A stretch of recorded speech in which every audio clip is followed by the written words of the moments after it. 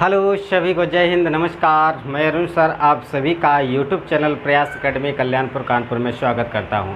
जैसा कि आपको पता है, मैंने मैथ को एक एक चैप्टर के रूप में उठाया है। तो जिसमें मैंने फर्स्ट चैप्टर उठाया था नंबर सिस्टम अर्थात संख्या पद्धति। संख्या पद्धति के मैं 3 वीडियो अपलोड कर चुका हूं, जो कि बहुत ही महत्वपूर्ण है। जहां से प्रश्न बनते हैं उन सभी पर मैंने चर्चा की थी एक फार्मूले अर्थात सूत्र के रूप में।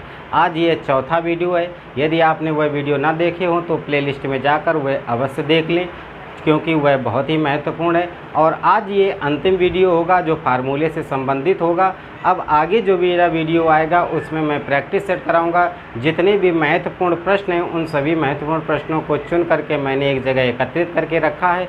उन सभी महत्वपूर्ण प्रश्नों को मैं प्रैक्टिस सेट के रूप में लेकर के आऊँगा, जिससे कि आप अच्छे से प्रैक्टिस करें और परीक्षाओं में नंबर अच्छे प्राप्त हो सकें।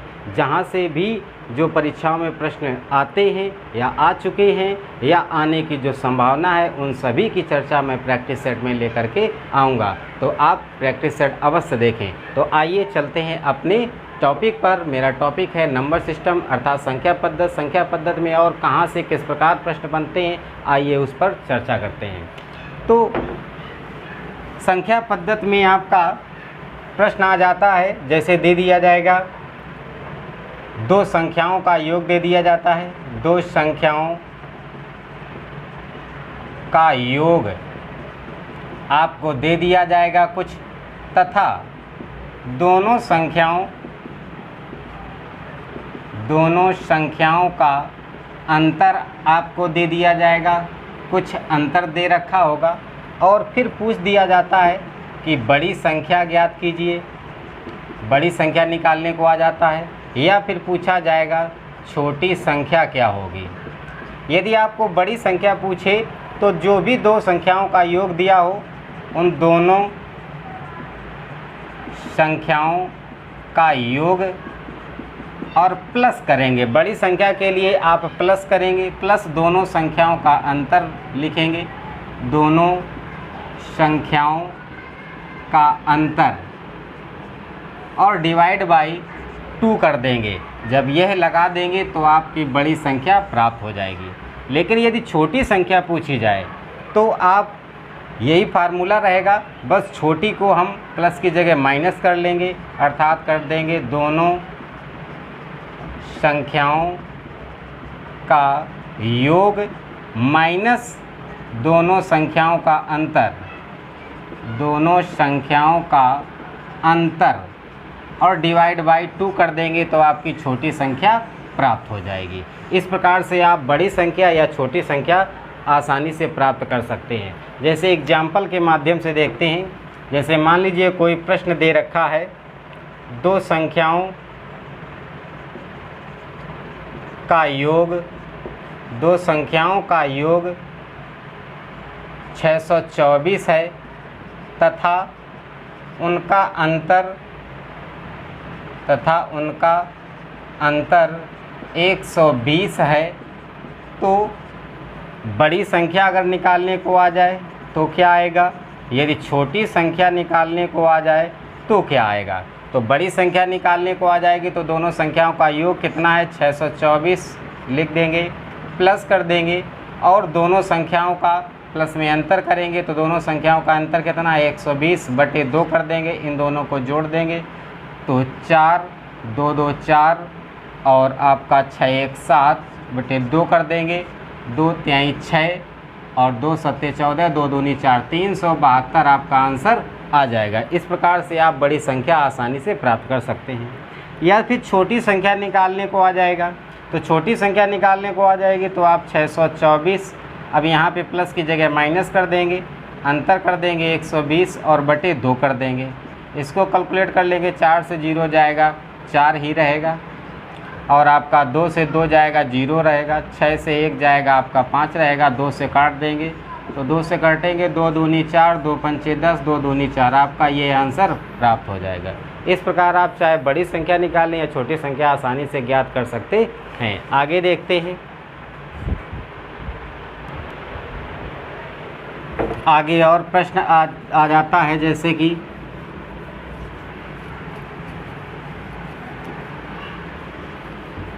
एक प्रश्न बन जाता है आपका, जैसे कह दिया जाता है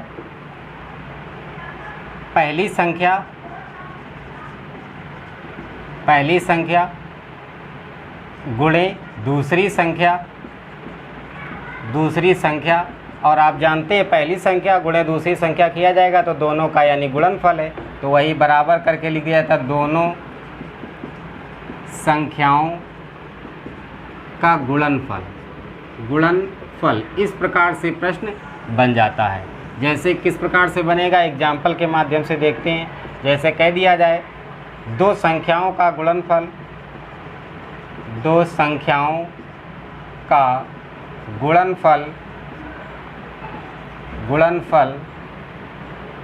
आपका 624 है तथा एक संख्या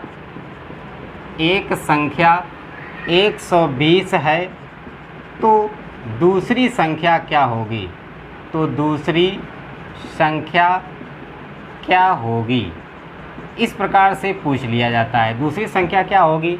तो बस आप जान रहे बिल्कुल ईजिली सा है, इसमें दो संख्याओं का गुणनफल और इक्वल पहली संख्या इंटू दूसरी संख्या।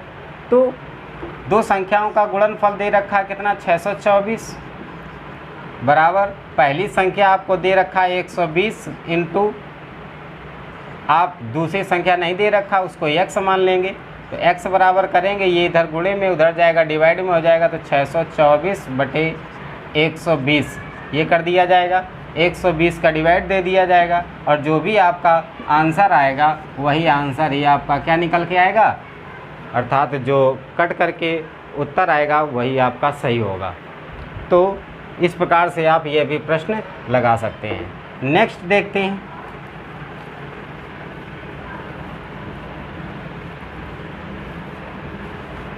नेक्स्ट भाजक से संबंधित आ जाता है।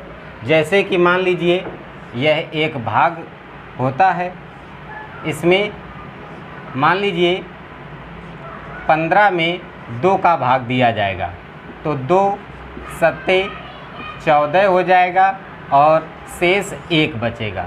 तो यहाँ पर किस घटक को क्या नाम दिया जाता है, तो इस वाले घटक को नाम दिया जाता है आपका भाजक कहते हैं इसको, और जो मध्य में होता है उसे भाज्य बोला जाता है, और जितने बार भाग जाता है उसको कहा जाता है भागफल,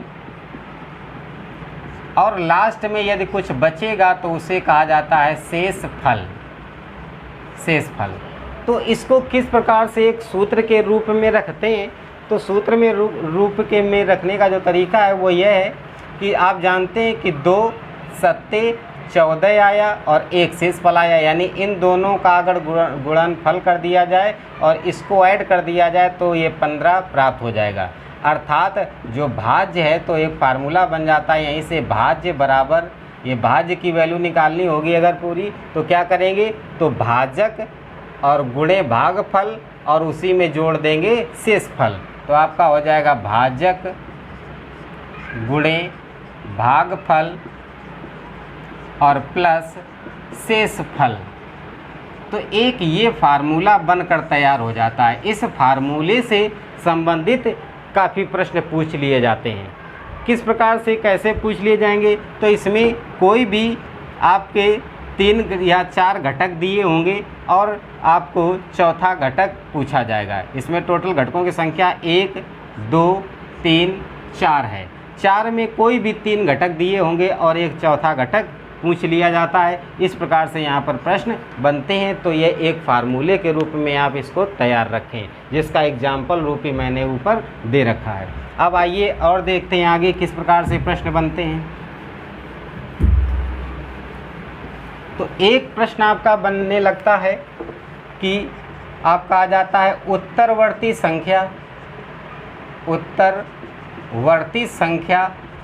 पूछ दिया जाता है, या फिर पूछ दिया जाएगा पूर्ववर्ती संख्या या उत्तरवर्ती संख्या। तो पूर्ववर्ती संख्या या उत्तरवर्ती संख्या क्या होती हैं, इनके बारे में। उत्तरवर्ती का मतलब होता है आगे की, यानी आगे वाली जो संख्या, यदि कि जैसे कह दिया जाए 25 की उत्तरवर्ती, तो 25 की उत्तरवर्ती, तो 25 के जस्ट आगे कौन सी आएगी, तो यानी उत्तरवर्ती में क्या किया जाता है, +1 जोड़ दिया जाता है। तो 25 के आगे की संख्या यानी 26 होगी, तो 26 बनाने के लिए एक प्लस किया गया, तो 25 में एक प्लस कर देंगे तो आपका कितना आ जाएगा, 26। यही आपका आंसर आ जाएगा, क्या, उत्तरवर्ती संख्या निकल के आ जाएगी। अगर पूर्ववर्ती की बात की जाएगी तो पूर्व का मतलब होता है पहले, पहले का मतलब जस्ट पहले वाली संख्या। जैसे कह दिया जाए 25 की पूर्ववर्ती, तो 25 की पूर्ववर्ती संख्या कौन सी होगी, तो पूर्ववर्ती में आपका -1 किया जाएगा, यानी जस्ट पहले। तो 24 के जस्ट पहले अर्थात -1 कर देंगे तो कितना आ जाएगा, 24 आ जाएगा। तो 25 की पूर्ववर्ती संख्या आपकी कितनी निकल के आ गई, 24। तो इस प्रकार से भी प्रश्न पूछ लिए जाते हैं, जो नंबर सिस्टम के अंतर्गत ही आता है। नेक्स्ट और प्रश्न बनते हैं। जैसे एक आपका प्रश्न बन जाता है, कह दिया जाएगा किसी पहाड़े का योग निकालने के लिए आ जाएगा। जैसे कह दिया जाएगा 90 पहाड़े का योग, किसी भी पहाड़े का योग पूछ लिया जाएगा। योग अगर पूछना होगा तो उसके लिए जो भी पहाड़े का योग पूछा जाए उसी से n × 55 आप अगर कर देंगे तो आपका किसी भी पहाड़े का योग प्राप्त हो जाएगा। जैसे कि कह दिया जाए 10 के पहाड़े का योग, 10 के पहाड़े का योग, योग कितना है, योग निकालना है तो 10 × 55 कर देंगे, तो 55 एकम 55 और 0 लगा देंगे, तो यानी 550 आपका आंसर प्राप्त हो जाएगा। तो इस प्रकार 90 पहाड़े, किसी का भी कह दिया जाएगा 16वें पहाड़े का योग, तो 16वें पहाड़े का अगर योग आपको निकालना हो, पहाड़े का योग, तो आसानी से आप निकाल लेंगे। 16 × 55 कर देंगे, जो भी आपका आंसर आएगा वो आपका क्या निकल आएगा, 16वें के पहाड़े का योग प्राप्त हो जाएगा। नेक्स्ट और आगे चलते हैं, किस प्रकार के प्रश्न पूछे जाते हैं। तो एक प्रश्न आपका बाइनरी सिस्टम से आ जाता है, यानी बाइनरी पद्धति से आपके प्रश्न बन जाता है। किस प्रकार से, तो इसमें 2 प्रकार से इसमें परिवर्तन करने को आता है। कह दिया जाता है कि दार्शनिक प्रणाली को द्विआधारी प्रणाली में बदलने को आ जाता है। द्विआधारी प्रणाली में बदलें, या फिर आ जाता है द्विआधारी से दार्शनिक प्रणाली में बदलने को आ जाता है। इस प्रकार से, यानी या तो दार्शनिक प्रणाली से आपको द्विआधारी प्रणाली में बदलने को दिया जाएगा, या द्विआधारी प्रणाली से आपको दार्शनिक प्रणाली में बदलने को दिया जाए। अब दार्शनिक प्रणाली किस रूप में लिखा जाता है, जैसे कह दिया जाए 124, तो इसमें दार्शनिक प्रणाली के लिए इसमें नीचे 10 आधार के रूप में आपका 10 दिया गया होगा, यानी 124 का होल और आधार में आपका 10 होगा। तो इस संख्या को अगर ये दार्शनिक प्रणाली शब्द ना लिख करके दे, अगर 10 लगा दिया जाए तो अर्थ यहाँ पे यही लिया जाएगा, ये दार्शनिक प्रणाली में लिखित है। द्विआधारी के लिए आपका इस प्रकार से दिया जाता है, ऐसे इस रूप में आपका दे दिया जाता है, और नीचे अगर आधार में 2 लगा दिया जाता है तो इसे द्विआधारी प्रणाली या द्विआधारी अंक के नाम से इसको जानते हैं। तो दार्शनिक प्रणाली को द्विआधारी में कैसे बदलेंगे, या द्विआधारी को दार्शनिक कैसे बदलेंगे। तो दार्शनिक प्रणाली को अगर द्विआधारी में बदलना हो, जैसे कह दिया जाए 124 यानी ये दार्शनिक प्रणाली है, इसको द्विआधारी प्रणाली में बदलो। तो द्विआधारी प्रणाली में अगर बदलने के लिए अगर आपसे कह दिया जाए तो बदलने के लिए क्या करेंगे, इसका गुणनखंड कर लेंगे। जो भी संख्या दी होगी, जो भी आपकी दार्शनिक संख्या दी होगी, उस संख्या का आप गुणनखंड कर लेंगे। और गुणनखंड करते समय एक चीज़ ध्यान रखेंगे, हमेशा 2 ही से गुणनखंड करेंगे, क्योंकि आपको किस में बदलना है, द्विआधारी में बदलना है, यानी आधार के रूप में 2 को ले जाना है। तो इसलिए केवल और केवल 2 से ही गुणनखंड किया जाएगा। बाकी जो शेष बचेगा वह आप यहाँ पे नोट करते रहेंगे। जैसे कि इसको चेक करेंगे तो इसमें 2 छंग 12, 2 दूनी 4, कुछ नहीं बचा है, तो आपका 0, यानी शेष कुछ भी नहीं बचा है। उसके बाद फिर 2 से करेंगे तो 2 तिहाई 6, 2 एकम 2, फिर भी कुछ नहीं बचा यानी 0 हो गया। फिर उसके बाद में 2 से डिवाइड करेंगे तो 2 एकम 2 और आपका यहाँ पे हो जाएगा 2 एकम 2, 1 बजे 11 हो गया तो 2 पंचे 10 हो जाएगा। कितना बचा 1, तो शेष 1 यहाँ रख लेंगे। फिर 2 से ही हमेशा देते रहेंगे तो 2 सत्ते 14 हो जाएगा और कितना बचेगा 1। फिर 2 से ही डिवाइड करेंगे तो 2 तिहाई 6 और कितना हो जाएगा 1 बचेगा। फिर उसके बाद 2 से डिवाइड करेंगे तो 2 एकम आपका 2 हो जाएगा, 2 एकम 2 हो जाएगा और 1 बचेगा। तो ये जितनी संख्याएं बचेंगी 2 एकम 2 इस प्रकार से बचेगा। अब जो संख्याएं बचेंगी उन संख्याओं को इनको क्रम से ऐसे रूप में लिखते चले जाएंगे। सबसे देखेंगे 1 दिया रखा, फिर 1 दे रखा है, फिर आपका 1 दे रखा है। उसके अब यहाँ से 1 2 3 हो गए, अब 2 और दिए गए हैं 1 1 तो 1 1। उसके बाद 2 0 दे रखा, 1 0 और 1 0 ये। उसके बाद इसमें ब्रैकेट लगा के नीचे 2 आधार लगा के देंगे। तो इस प्रकार से आपने देखा 124 जो है यह द्विआधारी प्रणाली में परिवर्तित हो गया। तो उम्मीद है आपको समझ में आ गया होगा। इस प्रकार बहुत आसानी से प्राप्त कर सकते हैं। अब देखते हैं यदि द्विआधारी को आपको दार्शनिक प्रणाली में बदलना होगा तो क्या करेंगे, उसके लिए देखते हैं। मान लीजिए कोई संख्या दे रखी है, कह दिया जाए 1 1 0 1 1। यदि यह द्विआधारी में है और कह दिया जाए इसे दार्शनिक प्रणाली में बदलो, दार्शनिक प्रणाली में बदलो, तो इसे बदलने के लिए किस प्रकार से बदलेंगे, तो इसमें जो भी संख्याएं दे रखी होंगी उन संख्याओं को पूरा ऐसे ही सेम लिख लेंगे। थोड़ा सा दूरी पे 1 फिर 1 फिर आपका 0 फिर उसके बाद 1 फिर आपका 1। इस प्रकार इनको एक अरेंज वे में लगा लेंगे। लगाने के बाद में फिर स्टार्टिंग में यानी राइट से लेफ़्ट की ओर आपकी 2 की पावर 0 करेंगे, यानी क्योंकि इसको किस में बदलना है तो आपको दार्शनिक में बदलना है। ये है कैसी, तो ये द्विआधारी है तो इसलिए 2 की पावर के रूप में इसको बढ़ते क्रम में लिख देंगे। 2 की पावर 0, 2 की पावर 1, 2 की पावर 2, 2 की पावर 3, 2 की पावर 4। अब इनको जो ये आपके पावर के रूप में लिखे इनको सॉल्व करके लिख लेंगे। 2 की पावर 0 की जगह आपका 1 रहेगा, 2 की पावर 1 की जगह 2 एकम 2 आपका 2 ही रहेगा। फिर उसके बाद में इसकी जगह कितना हो जाएगा 4 हो जाएगा। उसके बाद में इसकी जगह 2 दूनी 4 दूनी 8 हो जाएगा आपका। उसके बाद इसकी जगह करेंगे 2 दूनी 4 दूनी 8 दूनी 16 हो जाएगा। अब जो 0 वाली होगी 0 वाले को आप ऐड नहीं करेंगे, बाकी जो भी आपकी संख्याएं दे रखी हैं उन सभी संख्याओं को आप क्या करेंगे प्लस में अर्थात जोड़ लेंगे। लेकिन जो 0 जिसका 0 रहा होगा आपका आधार उसको दार्शनिक प्रणाली में बदलने के लिए उसको ऐड नहीं किया जाता, यानी 4 को ऐड नहीं करेंगे। बाकी सभी संख्याओं को आपस में जोड़ लिया जाएगा। जब जोड़ेंगे तो 16 4 20 और 4 24, 24 और 2 आपका 26 और 1 27 यानी 27। इसे इस रूप में लिखा जा सकता है। 27 की पावर का आप आधार के रूप में इसमें 10 लगा देंगे तो यह आपका बदल गया, किसमें दार्शनिक प्रणाली में बदल गया। तो यह दार्शनिक प्रणाली में बदलने का तरीका है। अर्थात कोई भी संख्या दे रखी हो दार्शनिक प्रणाली से आप द्विआधारी में बदल सकते हैं, द्विआधारी से आप दार्शनिक प्रणाली में बहुत आसानी से इस प्रकार से परिवर्तित कर सकते हैं। अब और आगे चलते हैं। आगे आपका नंबर सिस्टम में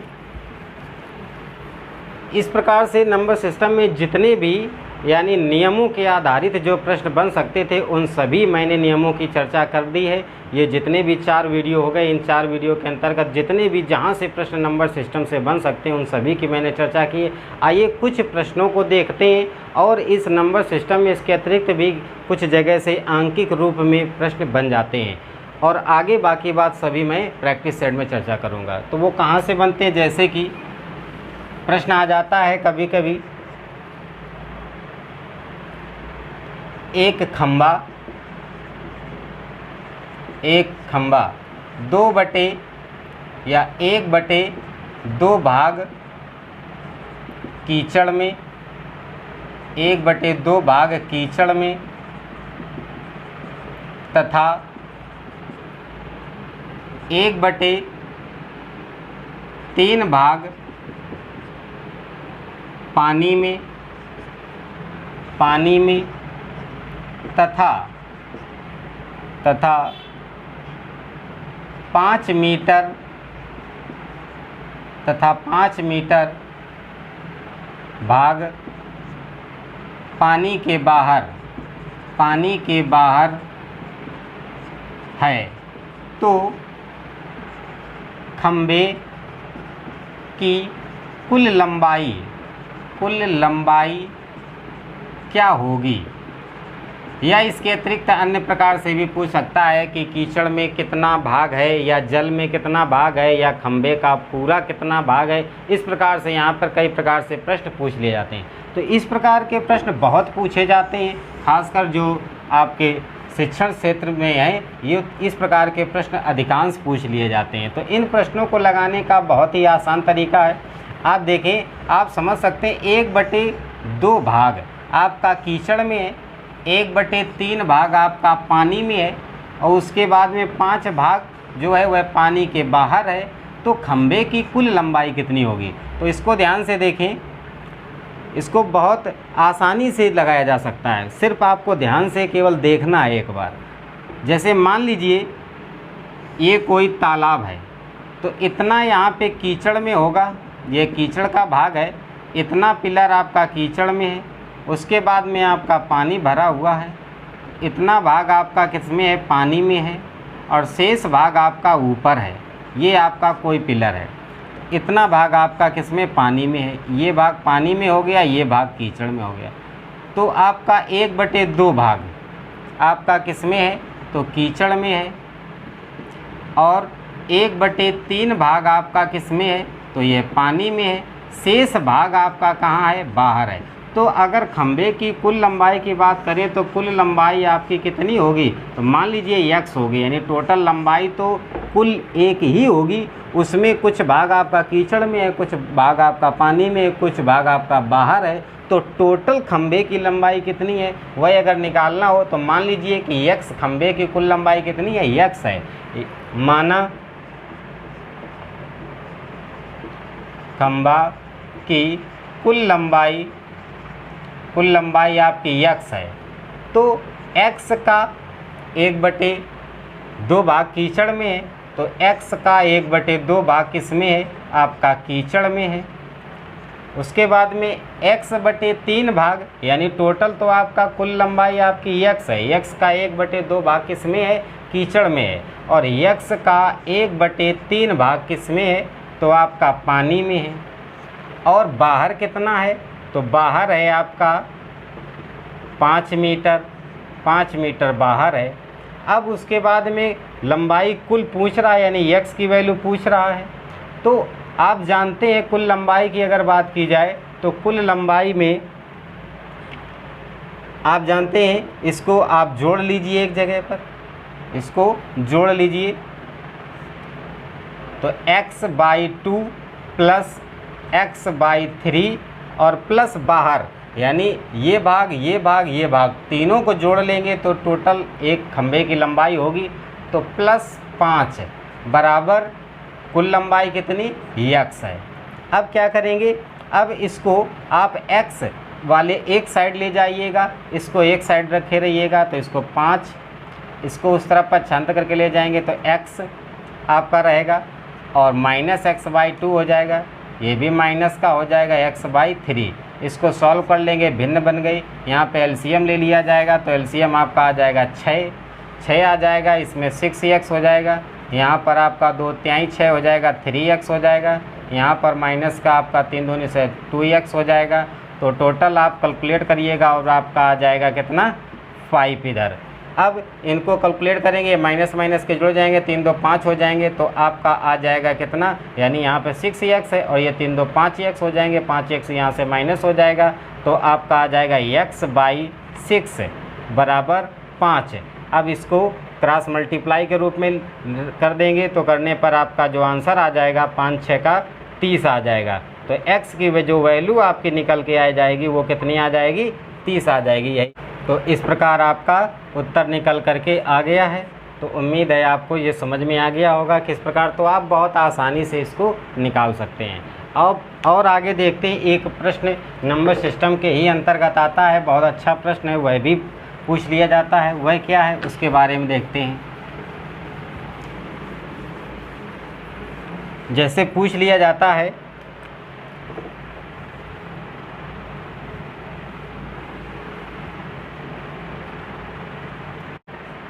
कि एक समूह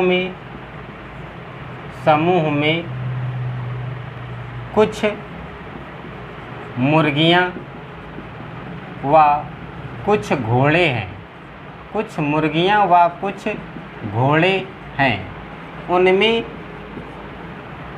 सिरों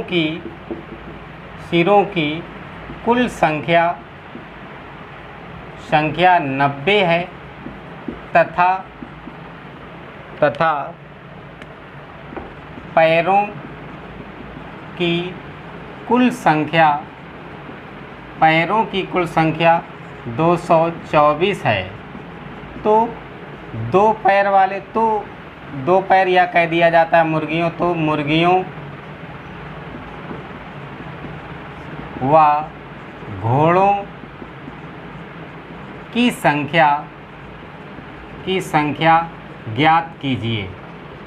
तो कितने उस समूह में मुर्गियां हैं, कितने घोड़े हैं, क्योंकि आप जानते हैं घोड़ों के पैर की बात की जाए तो 4 होते हैं और मुर्गियों की बात की जाए तो उनके 2 पैर होते हैं। तो मुर्गियों की संख्या या घोड़ों की संख्या कितनी है उसके बारे में देखते हैं। तो इस प्रकार आप जब भी प्रश्न इस प्रकार का आपको दिखे तो उसमें क्या करें, सबसे पहला काम आप सिर एक साइड में रखें, पैर एक साइड में रखें। सिर कितने हैं तो 90 हैं, पैर कितने हैं तो 224 हैं। अब इसमें क्या करेंगे, आप 2 के आधार पर चलें, अर्थात मान के चलिएगा कि 2 पैर वाले लेकर के चलेंगे और जब 2 पैर वाले लेकर के चलेंगे तो 4 पैर का आंसर आपको प्राप्त हो जाएगा। तो इसमें मान लीजिए 90 सिर हैं, तो 90 सिर हैं तो जो 2 पैर वाले होंगे तो उसमें 2 का मल्टीप्लाई कर लीजिए, अर्थात हमने मान लिया है कि 2 पैर वाले निकाल रहे हैं तो 2 का मल्टीप्लाई करेंगे, 9 दूनी 18, 180 आ जाएगा, 180 आ जाएगा। ये मान लिया है मैंने कि ये 2 पैर वाले हैं। अब इन 2 पैर वाले को आप पैरों की संख्या माइनस कर दीजिए कुल पैरों वाले से, कुल पैरों वाले यानी कुल पैरों से आप 180 माइनस कर दीजिए। माइनस करने पर 4 आ जाएगा, 8 4 12 4 आ जाएगा, आपका कितना आ जाएगा 44। अब ये जो आंसर आपका आएगा इसमें फिर 2 का, यहाँ पे 2 का आपको मल्टीप्लाई करना है। अब 2 का डिवाइड कर दीजिएगा, 2 का डिवाइड कर दिए, 2 एकम 2, 2 22 आम, यानी जो 22 होंगे, 22 जो जानवर हैं वह आपके 4 पैर वाले हैं। 2 के आधार पर जब आप चलेंगे तो 4 पैर वाले निकलेंगे, यानी 22 घोड़े हैं। 22 क्या है, घोड़े हैं। अब 22 सिर है, क्योंकि 4 पैर हों चाहे 2 पैर हों, लेकिन सिर तो एक ही होगा सभी के पास। तो ये आपके 4 पैर वाले निकल आए। कितने हैं, 22 घोड़े हैं। तो 22 घोड़े हैं तो बाकी बात क्या होंगी, तो बाकी बात सभी मुर्गियां निकलेंगी। तो आप 90 सिर थे टोटल, 22 सिर घोड़े के निकले हैं, तो आप माइनस कर दीजिए। माइनस करेंगे तो आप 90 से 22 माइनस करेंगे, 10 से 2 जाएगा आपका 8 हो जाएगा, और यहाँ पे 8 से 2 जाएगा 6। 68 आपकी क्या है, यानी मुर्गियों की जो संख्या है, मुर्गियों की संख्या वह आपकी निकल के आ गई कितनी, 68। तो ये आपका आंसर प्राप्त हो जाएगा। यानी इसमें 4 पैर वाले पूछ सकता है या 2 पैर वाले पूछता है। तो इस प्रकार से प्रश्न बनते हैं। तो उम्मीद है आपको यह भी समझ में आ गया होगा। तो इस प्रकार जितने भी महत्वपूर्ण प्रश्न हैं, अब आगे जो मेरा वीडियो आएगा उसमें प्रैक्टिस सेट करवाएंगे। जितने भी महत्वपूर्ण प्रश्न हैं उन सभी महत्वपूर्ण प्रश्नों की श्रृंखला लेकर के मैं आऊँगा। जो प्रश्न या तो परीक्षाओं में आ चुके हैं या आने की जो संभावनाएं हैं उन सभी को लेकर के आएंगे। तो उम्मीद है आपको अच्छा लगा होगा। यदि अच्छा लगा हो तो जितने भी नए विद्यार्थी हैं वह चैनल प्रयास अकेडमी को सब्सक्राइब करें, बेल आइकन बटन अवश्य दबाएं, क्योंकि इसी प्रकार आगे आने वाले वीडियो सूचनाएं आपको तत्काल प्राप्त हो सकें। सभी को जय हिंद।